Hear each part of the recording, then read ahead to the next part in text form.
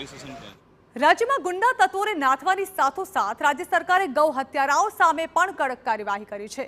ગૃહ રાજ્ય પ્રધાન હર્ષ સંઘવીએ ગૌ હત્યારાઓને ચેતવણી આપતા કહ્યું કે ભાજપ સરકાર ગૌ હત્યા રોકવા માટે કટિબદ્ધ છે। ગૌ હત્યારાઓને માત્ર પકડવા નહીં પરંતુ તેમની સામે કડકમાં કડક સજા થાય ત્યાં સુધી સરકાર કેસ લડે છે। આણંદ, અમદાવાદ, અમરેલી, સુરત, બનાસકાંઠા અને મહેસાણા સહિતના જિલ્લાઓમાં ગૌ હત્યારાને સજા કરવામાં આવી છે।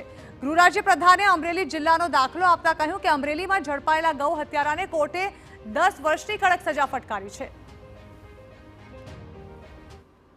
ગત અઠવાડિયું ગુજરાતના વિવિધ સ્થળો પર આ પ્રકારના કતલખાનાઓ પર કડક પગલાં ભરવામાં આવ્યા છે। સાથે સાથે આપણે સૌ જાણીએ છીએ કે ભારતીય જનતા પાર્ટીની ભૂપેન્દ્રભાઈ પટેલની આ સરકાર દ્વારા માત્ર ગૌ હત્યારાઓને પકડવા એટલું જ નહીં પરંતુ પકડીને એની પાછળ પડીને આ ગૌ હત્યારાઓને કડકમાં કડક સજા મળે ત્યાં સુધી સરકાર દ્વારા આ કેસો લડવામાં આવે છે।